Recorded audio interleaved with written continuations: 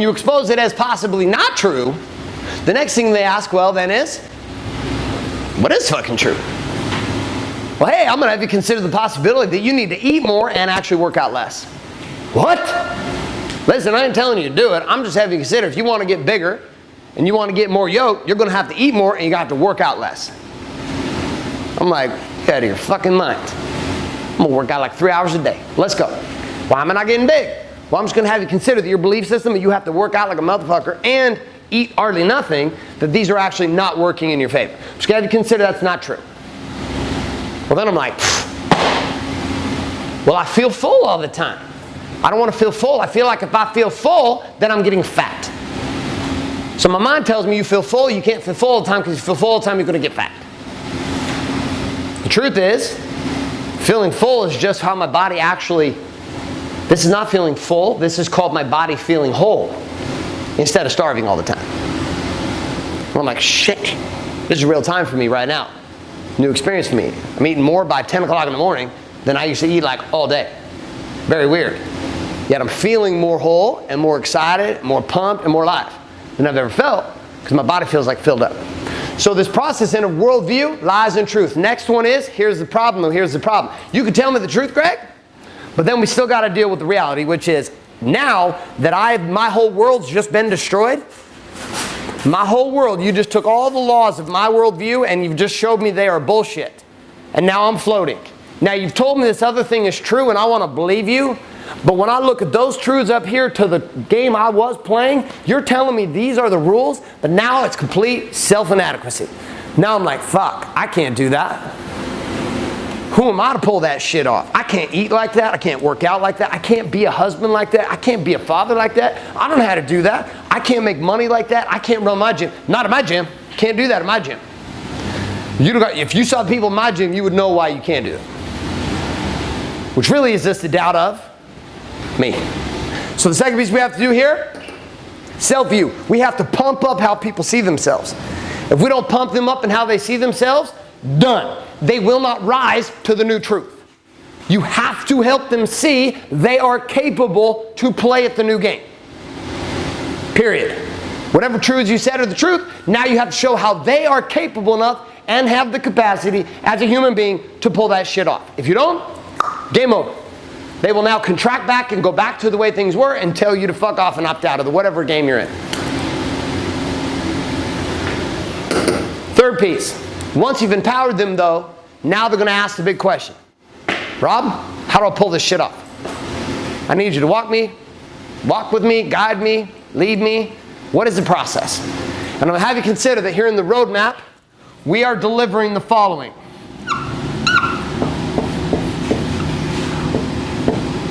Prison, paradise, and we are delivering a framework for success. That the path to getting from prison to paradise, that the laws of prison, their lies, and that the truths of paradise that you've just taught them, that there is a simple 1, 2, 3, 4-step process to get there. Kind of like real, raw, relevant results. Kind of like body being balanced business. Kind of like what, why, when, how. Kind of like the code, the core, the keys, the challenge. Shit, frameworks. Why? Because the mind thinks through frameworks. If you can get it to think through frameworks and understand frameworks, go time. Goodness. Now when we lock this game together, we have taken whatever we communicated here and we've taken it to the 10th level. So here's what we're going to do. We're going on a walk and talk. It's going to be a down and back and a down and back. So you're going to grab one buddy. You're going to walk with your notes, and you're going to teach first 3 phases, 1, 2, 3, 1, 2, 3, all 3 to a buddy, down to the corner and back. One person will teach down and back, then you'll go another round down and back. So we're going down and back twice. Here we go, on your feet, find a buddy, off we go.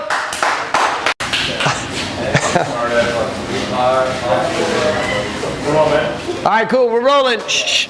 If you're getting a drink, coffee, that's fine. You're using the bathroom, that's fine, but we're going. Okay? All right, so we move from step 3, convert mindset, into step 4. Step 4 is compel action. It is one thing to help people think different and to show them a roadmap. See, over here in Convert Mindset, I've shown them all this stuff.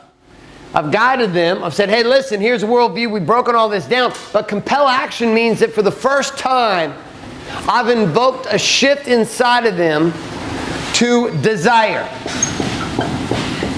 It is no longer a, this is an interesting conversation.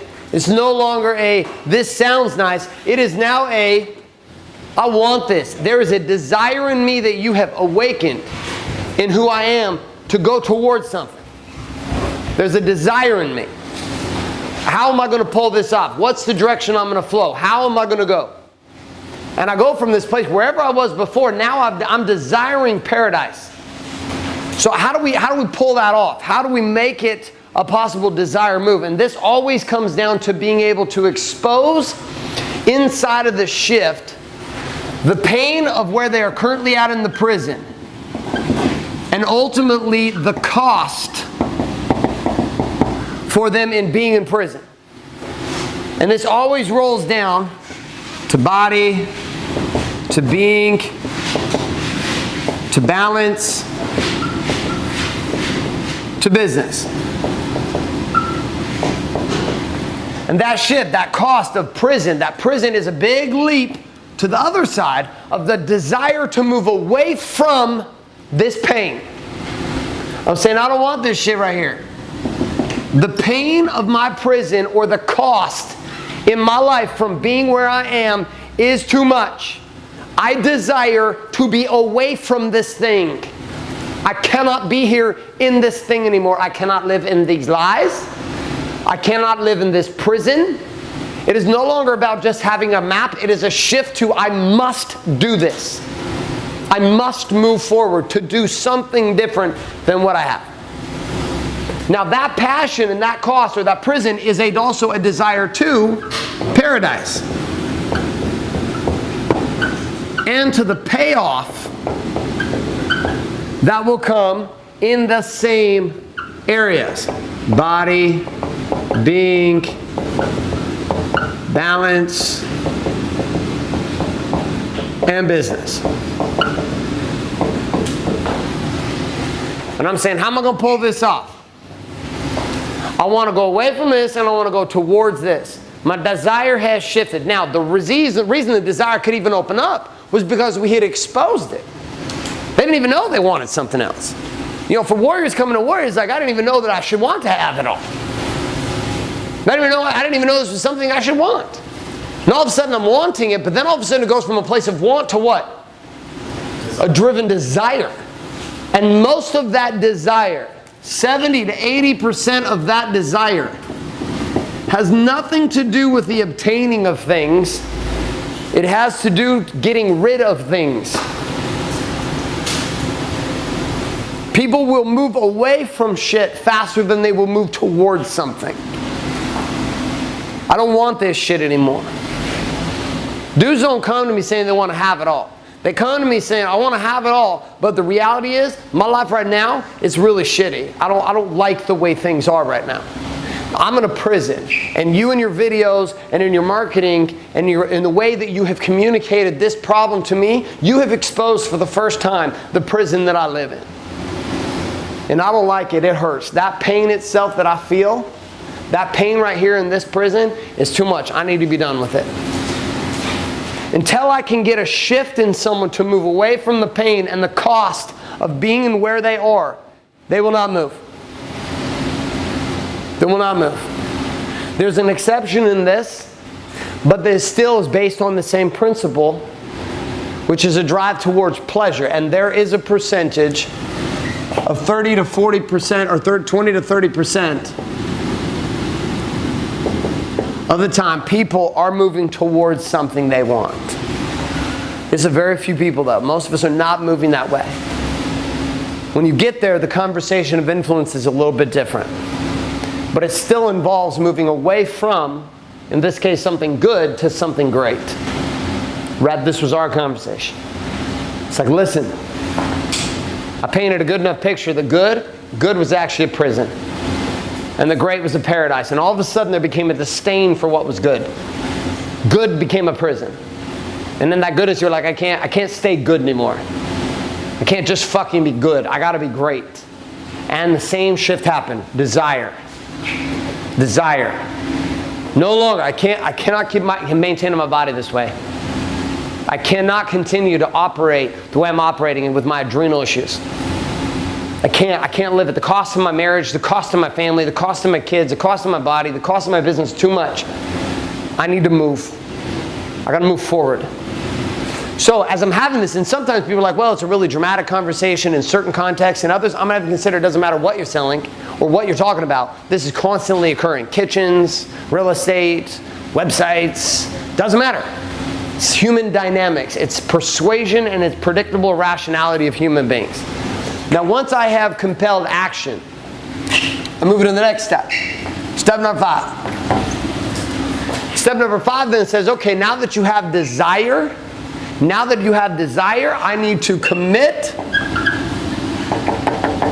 you to a yes. What does this mean? At some place, in some way, you have to tell me yes. This could be in a contract, which means you actually sign yes.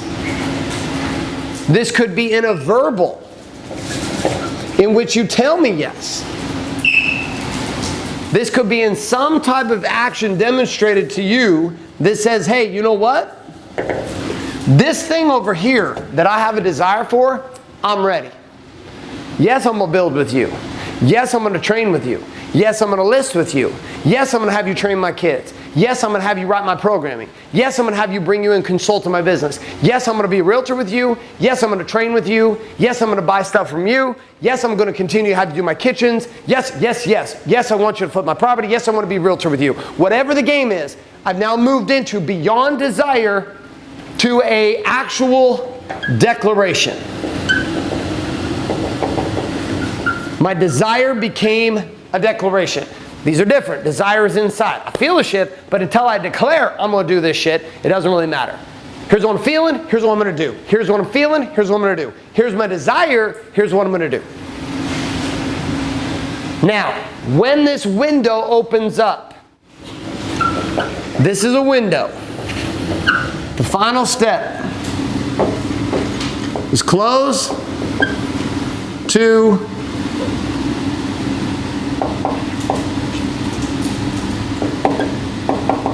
cash.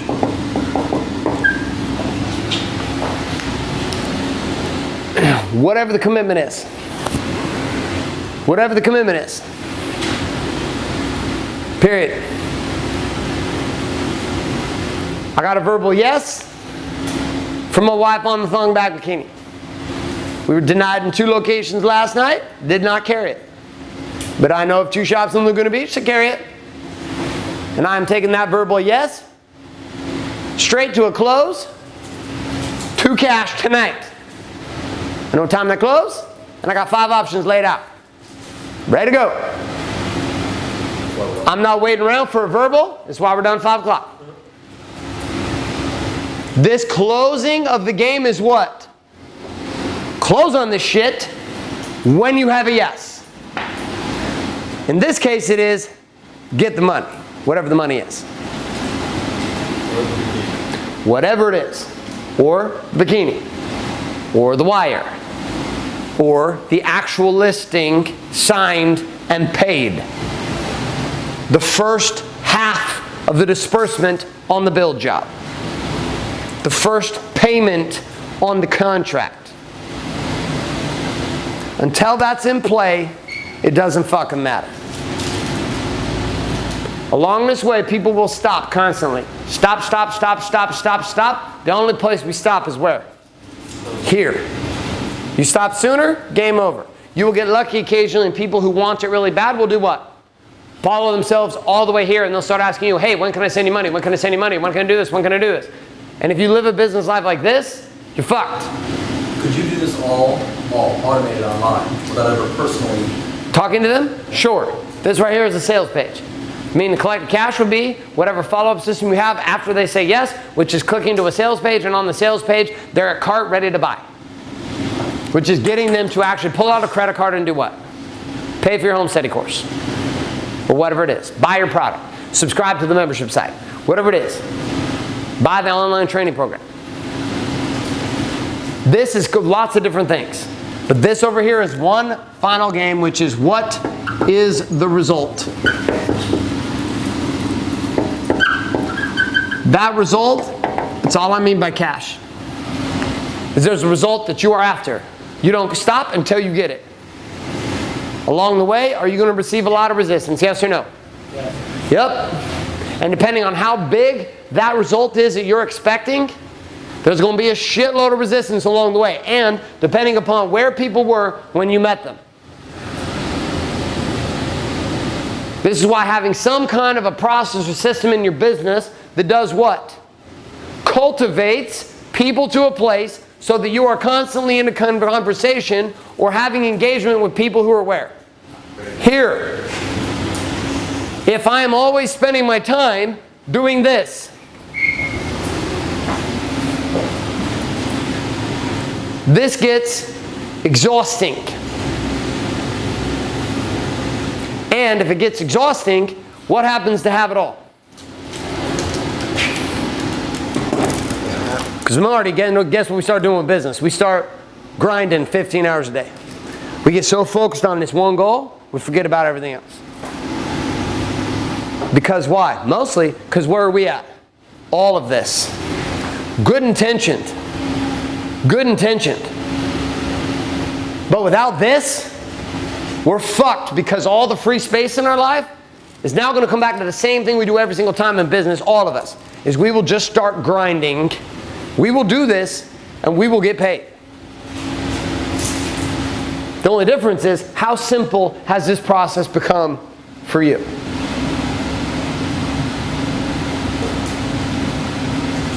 And it took me a little while. So Tim and I were talking about this during the break when you guys were walking.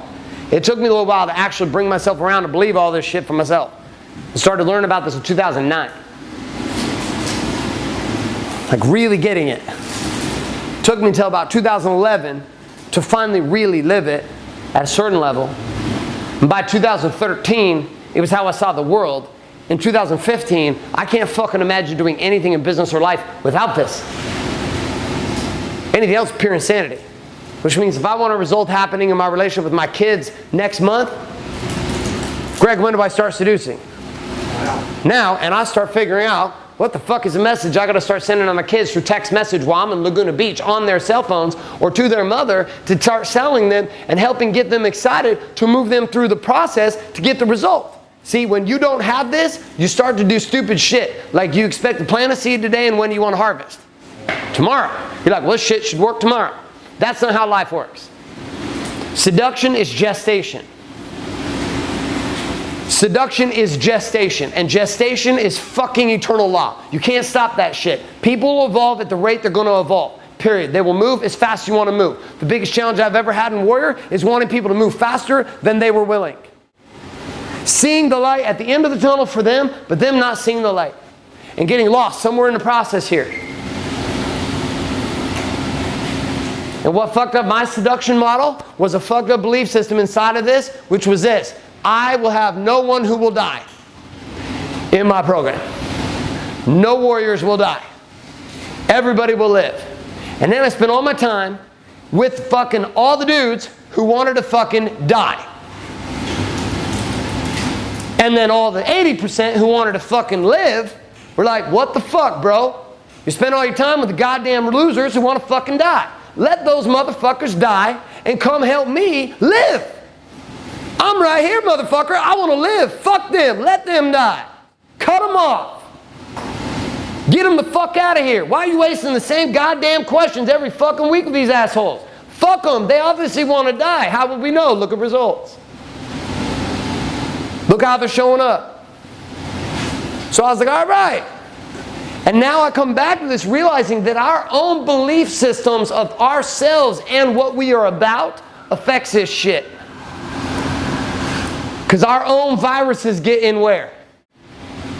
Into this.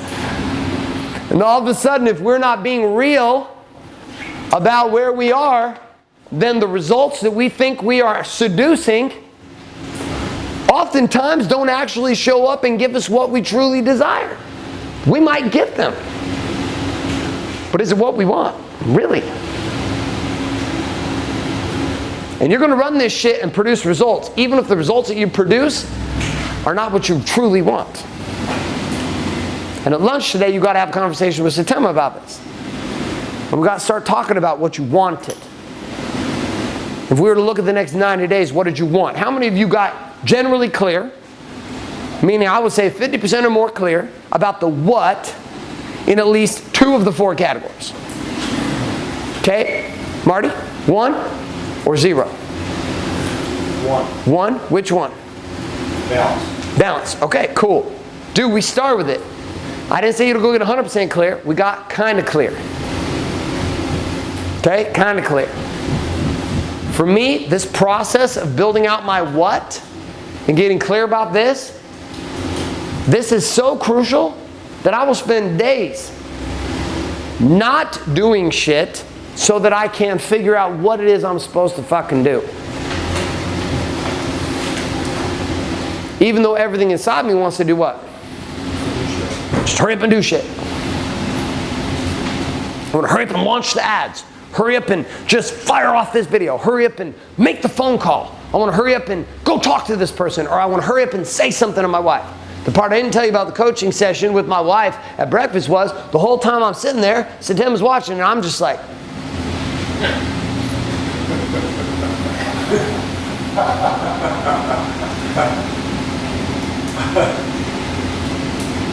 channel my inner hurricane, my inner Greg Parsons. I'm outside hurricane, Greg's inside hurricane until he drinks, then he's outside hurricane. And then I go inside hurricane. I drink on my inside hurricane. We like switch rolls. And then that place I'm like trying to get like all calm, because why? I want to force the result. And I'm going to have you consider inside our own minds, this seduction's happening all the time. This war right here, it's happening in your mind every single day. Why do we do the work? Why do we do positive focus? Why do we do core 4? Why do we do power focus? Why do we do this shit every single week? Because it helps distill and clarify the fucking war inside your own head. The war of views is happening inside your own fucking mind every single day. And you don't manage that fucking war, you got no chance to manage the fucking war outside with anybody else. The reason why I feel so much certainty in my life today is because inside myself I have brought peace to the war in fucking me. It's not 100% done. I would say it's 10% done. I'm 10% less war. I'm 90% war. I used to be 175% war. Now I'm like 90% at war with myself. Every day I want to burn everything down, at least for 5 minutes. Every day I'm pretty certain that my marriage is fucking retarded. Every day I'm pretty certain that nothing in my life works. Every day I'm pretty confident that nothing I'm going to try is going to work. Every day I'm pretty sure that every person on the planet is talking shit about me. Every day I'm certain that everything in my life is going to fucking fall apart. And every day I'm certain for at least 1 minute I'm going to have a heart attack. And I should probably go get an EKG and make sure that my vitals are okay and I'm not going to fucking die. Although I've already done that 5 times. I'm worried about you having a heart attack every day too. Yeah, good. This problem, so's my wife. I go to the doctors, they tell me I'm good. But this panic moment, it happens for 5 minutes. Guess how long it used to happen before though? Fucking like 5-10 hours. Now every morning I centralize and give myself permission to be at war with myself. I walk around, you're a fucking pussy. Fucking pussy. God, shit's never gonna work out. You're gonna fucking lose it all, dude. You're gonna go fucking broke again. You're gonna be broke.